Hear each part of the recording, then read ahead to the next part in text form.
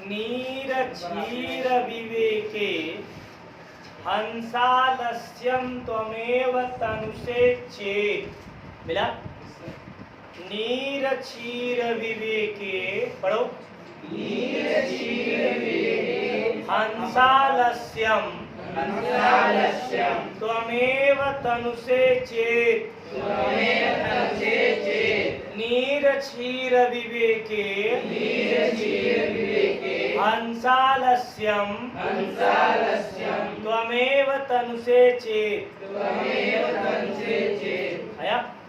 नीर क्षीर विवेके हंसालस्यं त्वमेव तनुषे चेत्।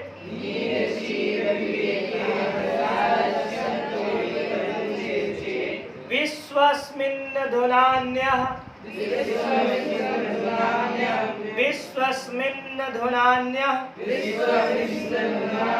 कुलव्रतं पालयिष्यति कः। नीर क्षीर विवेके हंसालस्यं त्वमेव तनुषे चेत्।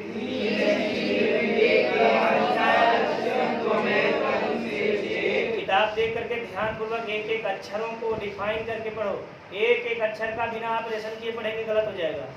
नीर क्षीर विवेके हंसालस्यं त्वमेव तनुषे चेत्।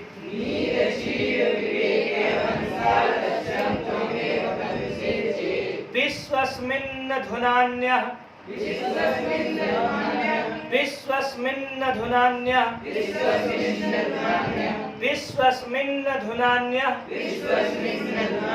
कुलव्रतं पालयिष्यति कः। विश्वस्मिन् धुनान्यः कुलव्रतं पालयिष्यति कः। नीर क्षीर विवेके हंसालस्यं त्वमेव तनुषे चेत्। नीर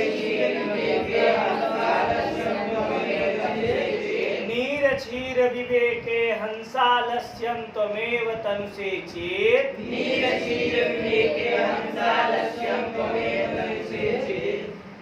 विश्वस्मिन् धुनान्यः कुलव्रतं पालयिष्यति कः।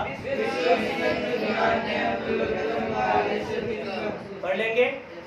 इसको पढ़ाने का क्या मतलब है मालूम है? बताइए। किस पार्ट से लिया गया? संदर्भ बना लेंगे।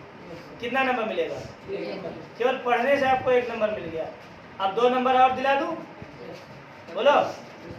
अगर आप ये याद कर ले रहे हैं, अगर आप ये 2 लाइन याद कर रहे हैं, क्या क्या लाइन है? नीर क्षीर विवेके हंसालस्यं त्वमेव तनुषे चेत्। विश्वस्मिन् धुनान्यः कुलव्रतं पालयिष्यति कः। बस इतना याद किए कि आपको 2 नंबर और मिल गए। पूछा जाएगा अपनी पाठ्य पुस्तक से कंठस्थ किया गया कोई एक श्लोक लिखिए और 2 नंबर पाइए। अब आपको सोचिए कितना कारगर साबित हो रहा है ये। बस इसको आप पढ़ लीजिए, ईमानदारी से याद कर लीजिए। 2 नंबर नहीं बल्कि आपको कितने नंबर मिलेंगे? 3 नंबर। मिला ही नहीं मिला? पढ़ो।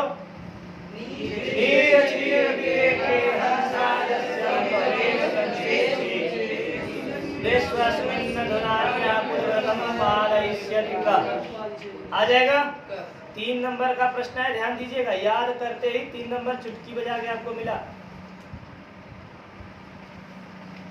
आइए अब इसका अर्थ जानते हैं। संदर्भ आपको पता है। प्रस्तुत संस्कृत श्लोक हमारी पाठ्य पुस्तक हिंदी अनिवार्य संस्कृत में वर्णित अन्योक्ति विलासा नामक पाठ से लिया गया या अन्योक्ति विलासा नामक पाठ से उद्धृत है। ठीक, ध्यान देना। अन्योक्ति विलासा लिखा कैसे? अपने नजर में उतार लो एकदम, नहीं तो परीक्षा पीरियड में बहुत से लोग जो है अन्योक्ति विलासा नहीं लिख पाते। जल्दी जल्दी में अन्योक्ति विलास के स में बड़ा सा झोंक देते हैं, खटकोर वाला स लगा देते हैं, विलास के बाद विसर्ग नहीं लगा पाते। ये आपको अभी से अन्योक्ति के क में बड़की लगा देते हैं। अभी से आप दुरुस्त किए, क्योंकि संदर्भ गलत तो आपका अनुवाद भी कम ही देखा जाएगा। ध्यान देना। तो आ जाएगा ना। बहुत जने अन्योक्ति विलास के जगह बिलार लिख देते, अन्योक्ति बिलार वो लिखते न लिखा जाते, समझे था। चलिए आगे बढ़ते हैं। तो कवि अभी क्या समझाया, कुएं को। अब कवि हंस पक्षी को संबोधित कर रहा है। बोलिए, कवि किसको संबोधित कर रहा है? हंस पक्षी। अब ये हंस पक्षी क्या होता है, इसकी एक दो खासियत कोई अभी बता दे, कोई बताए। हंस पक्षी की दो खासियत, कुल बात छोड़ो, ये बताओ हंस देखे हो? हंस आप देखे हो? हंस देखे हो? नहीं, उसमें क्यों ना है, हमहू नहीं देखे। बताओ, सर वो दूध और पानी को अलग कर देता है। हाँ शाबाश, राहुल ने बताया। हंस एक ऐसा पंछी है, बढ़ जाइए, हंस एक ऐसा पंछी है जो दूध में मिला कितना भी पानी हो, जब अपने चोंच को भिड़ाता है तो दूध को पी जाता है और पानी प्लेट में वैसे का वैसे ही रहता। आज तक वैज्ञानिकों ने ऐसा कोई मीटर यंत्र मशीन नहीं बनाया जो दूध में मिले हुए पौधे से उसको डाले तुरंत दूध अलग पानी अलग हो जाए। है कोई मशीन? सर बताता है पर अलग। लेकिन केवल अगर हाँ वैज्ञानिकों ने निकाला तो मशीन, वह केवल लैक्टोमीटर यह बता सकती है कि इस दूध में कितना पानी मिला है। यह नहीं बता सकता कि उसको अलग कर दिया, दूध अलग और पानी अलग। लेकिन ईश्वर ने इसका भी गणित, इसकी भी कला, इसका भी टैलेंट एक जीव को जरूर दिया है, जिस जीव का नाम पंछी। इस पंछी हंस को दिया है विधाता ने। जब हंस ध्यान दीजिएगा, दूध का प्रेमी होता है, हंस को दूध बहुत अच्छा लगता है, ठीक है।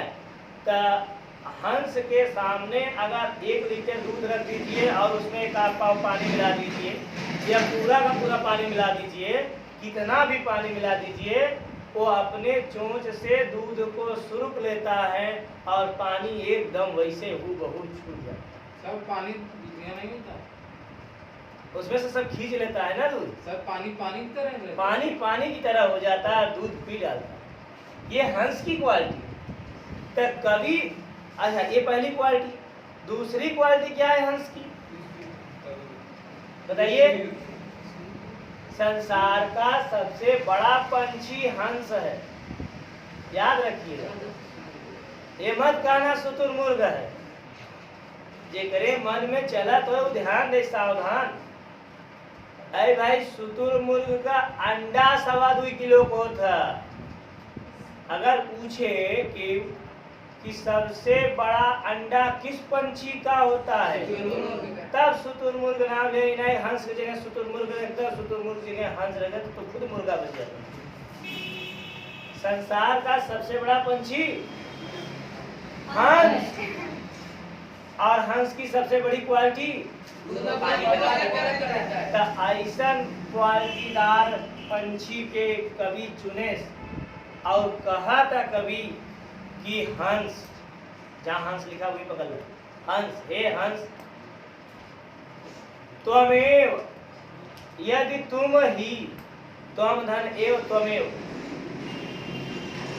त्वम धन एव त्वमेव, हे हंस, यदि तुम ही नीर क्षीर विवेके, हे हंस, यदि तुम ही नीर क्षीर, दूध, नीर माने पानी और क्षीर माने दूध, यदि तुम ही जल और दुग्ध, पानी और दूध को विवेके माने अलग अलग करना, हे हंस, यदि तुम ही दूध और पानी को विवेके अलग अलग करने में आलस्यम मिला, बोला आलस्यम।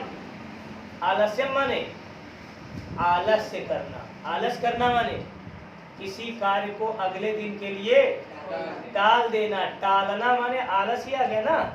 तो ध्यान दीजिएगा, कवि हंस पक्षी को संबोधित करते हुए कह रहा है कि हे हंस, यदि तुम ही दूध और पानी को अलग अलग करने में, तनु से माने करने में, विवेके माने अलग अलग, और तनु से माने करने में, यदि तुम ही दूध और पानी को अलग अलग तनु से च इति करने में आलस्य करोगे, तो अस्मिन, अस्मिन माने इस संसार में,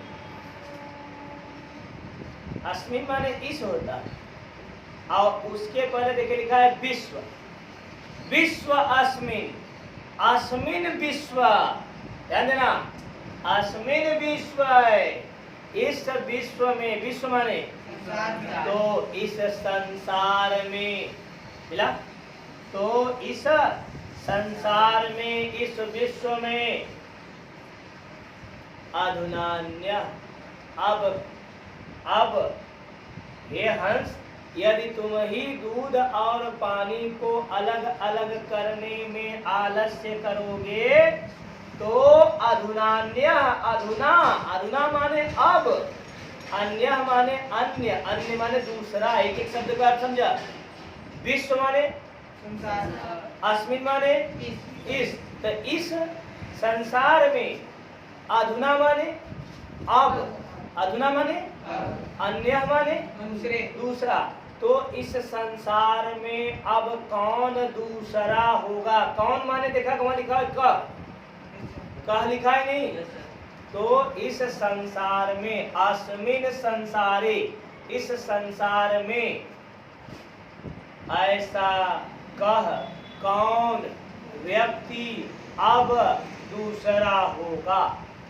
ये हंस पहली लाइन, यदि तुम ही दूध और पानी को अलग अलग करने में आलस्य करोगे, यद्यपि यह तुम्हारा नेचुरल कार्य है, प्राकृतिक कार्य है, वो कतौ पैसा दे के कला ना सीखे हैं, उन्हें भगवान प्रदत्तित किए हैं।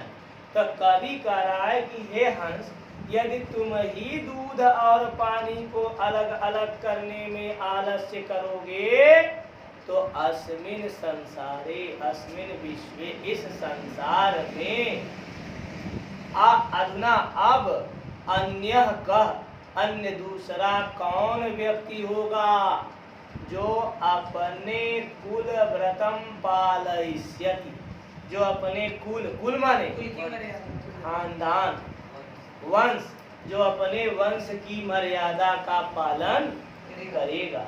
भाई हमारे मनुष्य धर्म में यह सिखाया जाता है, पढ़ाया जाता है, बताया जाता है कि हम न कुछ करें तो कम से कम अपने वंश का तो ख्याल रखें, मान सम्मान को ठेस न पहुँचे, पूर्वजों को ठेस न पहुँचे, ऐसा कार्य करें जिससे खानदान का सम्मान, बोलो।